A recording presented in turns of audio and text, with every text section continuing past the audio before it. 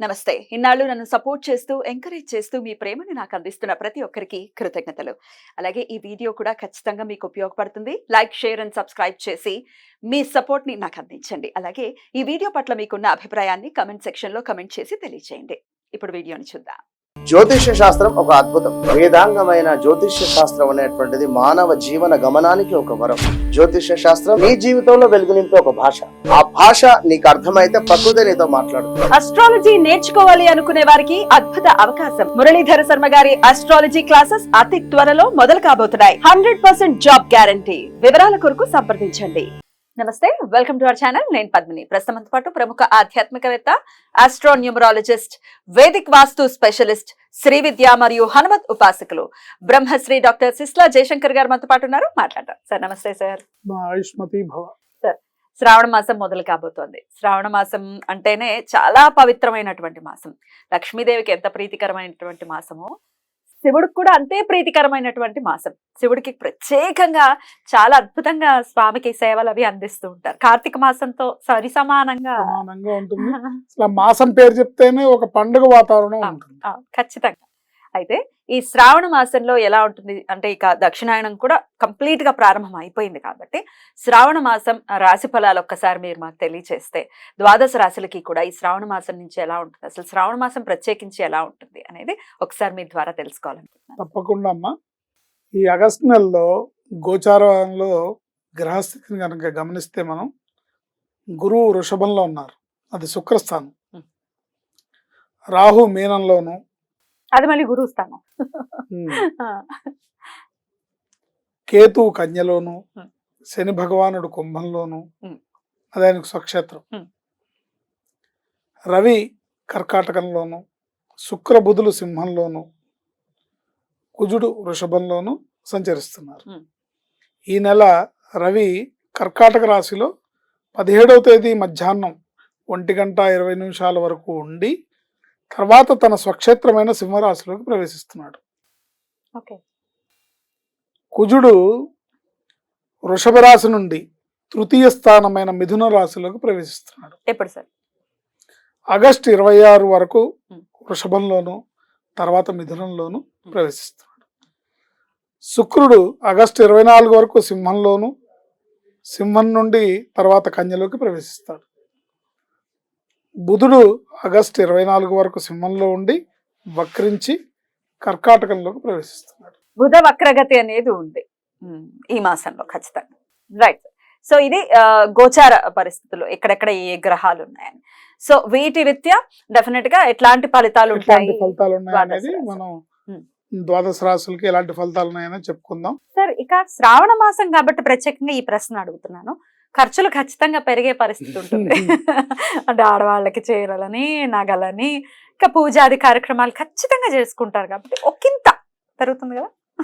అవన్నీ సరదాలండి, ఖర్చు పెట్టకపోతే ఎట్లా? పెట్టాలని, పెట్టద్దని అన్నట్లా. ఈ రోజుల్లో ఏమవుతుందంటే ఇలా ఖర్చు పెట్టకపోతే హాస్పిటల్స్ ఖర్చు అవుతుంది. ఇది బెటర్, ఆనందం ఉంటుంది కదా. ఆడపిల్లలు కాళ్ళకి పసుపులు పారాణులు రాసుకొని, కొత్త లంగా జాకెట్లు వేసుకొని, కొత్త బట్టలు కట్టుకొని, పట్టు బట్టలు కట్టుకొని, శ్రావణ మాసపు శోభే వేరు, చాలా అందంగా ఉంటుంది. అయితే ఏ స్త్రీకైనా శ్రావణ మాసంలో, ప్రత్యేకించి శ్రావణ మాసంలో అమ్మవారిని కొలుచుకోవాలి అని ఉంటుంది. ఒక్కొక్క ఇళ్లలో మనం చూస్తాం, భర్తలు అస్సలు సహకరించరు, బాధాకరం. ఏమండి మా భర్త చేయనివ్వరండి, మా భర్త కొనడండి, ఇట్లా రకరకాలు. కొంతమంది స్త్రీలేమో భర్తలను వేధించేస్తుంటారు, నాకు బంగారం కావాలి, వాళ్ళు నెక్లెస్లు కొనేసుకుంటారు, నాకు నెక్లెస్లు. ఇట్లా కాకుండా సమన్వయపరచుకోవాలి, సిచ్యువేషన్ బ్యాలెన్స్డ్ గా వెళ్ళటం అనేది మస్ట్. ఏదేమైనా శ్రావణ లక్ష్మి మీ ఇంట అడుగు పెట్టాలంటే ప్రధానంగా ఉండాల్సినది ఏంటంటే భార్యాభర్తల మధ్యలో సదవగాహన, ఒకళ్ళనొకళ్ళు అర్థం చేసుకోవాలి. ఆవిడ సరదాలు ఏంటి, ఆవిడ కావాల్సింది ఏంటో చూడాల్సిన బాధ్యత భర్త మీద ఉంటుంది. భర్త యొక్క ఆర్థిక స్థితిగతులు ఏంటో, ఆయన కెపాసిటీ ఏంటో, ఆయన ఎంతవరకు చేయగలుగుతాడో ఏమిటనేది ఈవిడ కూడా అర్థం చేసుకోవాలి. మీరిద్దరూ ఒకళ్ళనొకళ్ళు అర్థం చేసుకుంటే, మీ ఒక మాటలో చెప్పాలంటే మీరే ఒకళ్ళకి ఒకళ్ళు లక్ష్మి, ఆయనకి మీరు లక్ష్మి, మీకు ఆయన లక్ష్మి. కరెక్ట్. సో మీలో మీరు అండర్స్టాండింగ్ చేసుకున్న భార్యాభర్తల మధ్యలో ఉన్న సదవగానే లక్ష్మీదేవి రాకకు ప్రథమ సూచన అవుతుంది. ఎగ్జాక్ట్లీ సార్, నా పాయింట్ కూడా అదే. ఏదో రాశి ఫలాలు చెప్పేసాం, శ్రావణ మాసం సూపర్ గా ఉంటుంది అన్నారు. లేదు అంటే నీ నిత్య దైనందిన జీవితంలో నువ్వు చేసే తప్పుల వల్ల డెఫినెట్ గా లక్ష్మి అనుగ్రహించదు. మరి సింహరాశి వారికి శ్రావణ మాసం ఎలా ఉండబోతోంది సార్? వీళ్ళకి 4 గ్రహాలు యోగిస్తున్నాయి అమ్మా. సింహరాశి వారికి ముఖ్యంగా చూసుకుంటే ఏ నక్షత్రాల వాళ్ళు సింహరాశి కింద వస్తారంటే మఖా నక్షత్రం 1, 2, 3, 4 పాదాలు, పుబ్బా నక్షత్రం అంటే పూర్వ ఫల్గుని నక్షత్రం 1, 2, 3, 4 పాదాలు, ఉత్తర ఫల్గుని నక్షత్రం 1వ పాదం వాళ్ళు సింహరాశి కింద వస్తారు. వీరికి 4 గ్రహాలు యోగిస్తున్నాయి. శని, గురు, కుజ, శుక్ర. స్వక్షేత్రంలో శుక్రబుధులు, ద్వితీయంలో కేతువు, సప్తమంలో శనేశ్వరుడు, అష్టమంలో రాహు, దశమంలో గురుకుజులు, వ్యయంలో రవి. ఇది వీళ్ళ గ్రహస్థితి. వీరికి ఈ మాసంలో ఆర్థిక పరిస్థితి సామాన్యంగా ఉంటుంది, ఆరోగ్యం కూడా అంతంత మాత్రంగానే ఉంటుంది. వివాహ విషయంలో శుభవార్తలు వింటారు. వ్యాపారస్తులకి శుభ ఫలితాలు ఉంటాయి. దశమంలో కుజగురువుల సంచారం వలన పరిష్కారం కాని సమస్యలు పరిష్కరింపబడతాయి. మంచి మార్పులు చోటు చేసుకుంటాయి. అష్టమ రాహు, ద్వితీయ కేతువు వలన ప్రయాణాల్లో అప్రమత్తంగా ఉండాలి. డబ్బు లావాదేవీల్లో మెలకువగా ఉండాలి. కష్ట నష్టాలకు దూరంగా ఉండాలంటే శుభశకునాలు పాటించి కొన్ని ప్రమాదాల నుండి బయటపడవచ్చు. ఈ మాసంలో వీరు దక్షిణామూర్తిని ఆరాధించడం ద్వారా సత్ఫలితాలు పొందే అవకాశం ఉంటుంది. పొద్దున్నే లేవగానే దక్షిణామూర్తిని దర్శనం చేసుకోవడం, దక్షిణామూర్తి శ్లోకాన్ని నిరంతరం స్మరించుకోవడం, గురవే సర్వలోకానాం భిషజే భవరోగిణాం నిధయే సర్వవిద్యానాం శ్రీ దక్షిణామూర్తయే నమః. ఈ దక్షిణామూర్తిని ఆరాధించడం, దర్శించడం వీరికి ఉత్తమమైన ఫలితాలను ఇస్తుంది. ఆదివారం నాడు చేసే నవగ్రహ ప్రదక్షిణలు, ఆదివారం నాడు నవగ్రహ ప్రదక్షిణాలు చేయాలి వీళ్ళు. నానబెట్టిన గోవుకి పెట్టడం వలన విద్యలో ఆటంకాలు, ఉద్యోగ వ్యాపారాల్లో సమస్యలు, ఆరోగ్య సమస్యలు ఇబ్బంది పెట్టకుండా ముందుకు తీసుకువెళ్ళే అవకాశం ఉంటుంది. జనరల్గా ఏమవుతుంది, ఆరోగ్యం సమస్య వచ్చిందంటే కొంచెం తీవ్రంగానే ఇబ్బంది పెడుతుంది. అందుకని దక్షిణామూర్తిని ఆరాధించడం, ఆదివారం నాడు సూర్యుడికి ఎలాగో నమస్కారం చేయాలి. ఆదివారం నాడు నవగ్రహ ప్రదక్షిణాలు చేయడం, గోవుకి గోమాతకి గోధుమలు దానాగా పెట్టడం, పెట్టినప్పుడు ప్రదక్షిణాలు చేయడం, గోవు 4 కాళ్ళ మధ్యలోంచి ప్రదక్షిణం చేస్తే కూడా చాలా విశేషమైన ఫలితం ఉంటుంది. దాని పొట్ట నుంచి చాలా విశేషమైన ప్రదక్షిణ ఎలా చేయాలి సార్? అంటే మోకాళ్ళ మీద చేస్తారు.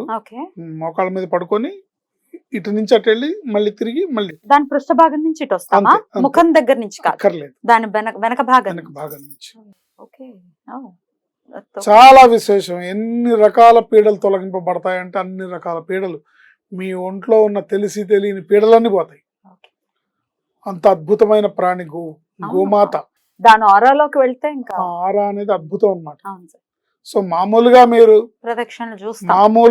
100 ప్రదక్షిణాలు చేస్తే వచ్చే ఫలితం ఈ కాళ్ళ మధ్యలోంచి 2-3 ప్రదక్షిణాలు చేస్తే వస్తుంది.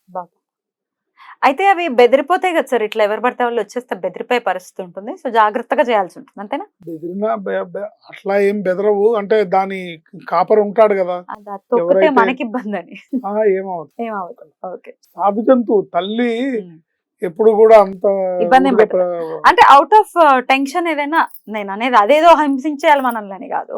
అంటే ఇలా ప్రదక్షిణం చేస్తే చేయదగిన ఆవుల్ని అతను చూపిస్తాడు. దేశవాళీ ఆవు అతనికి, ఆ యజమానికి తెలుస్తుంది, ఆ గోవుల కాపరికి తెలుస్తుంది ఏది బెదురుతుంది, ఏది టెన్షన్ పడుతుంది, ఏది నిదానంగా ఉంటుంది, దేనికి అలవాటు అనేది ఉంటుంది. ముఖ్యంగా గోశాలల్లో అయితే వాళ్ళకి బాగా అలవాటు చేస్తుంది. ఇలా చేయడం వల్ల ఆదివారం నాడు నవగ్రహ ప్రదక్షిణాలు, నానబెట్టిన గోధుమల దాన లేకుండా చేయడం వల్ల, ఇలా గోవుకి ప్రదక్షిణం చేయడం వల్ల విద్యలో ఆటంకాలు దొరుకుతాయి. విద్యలో ఆటంకాలు వచ్చే అవకాశం ఉంది ఈ సింహరాశి వాళ్ళకి. ఉద్యోగ వ్యాపారాల్లో సమస్యలు వచ్చే అవకాశం ఉంది, ఆరోగ్య సమస్యలు వచ్చే అవకాశం ఉంది. వీటి నుంచి బయటపడి ముందుకు వెళ్తారు. అద్భుతం సార్, చాలా బ్యూటిఫుల్ గా ఎక్స్ప్లెయిన్ చేశారు. డెఫినెట్ గా చెప్పినటువంటి పరిహారాలు చేసుకుంటూ ఈ శ్రావణ మాసం అంతా కూడా చాలా సంతోషకరంగా సింహరాశి వారికి వెళ్ళాలని మనస్ఫూర్తిగా కోరుకుంటూ ఇక నెక్స్ట్ ఎపిసోడ్ లో కన్యా రాశి గురించి మాట్లాడుకుందాం. Thank you sir. ఆయుష్మతి.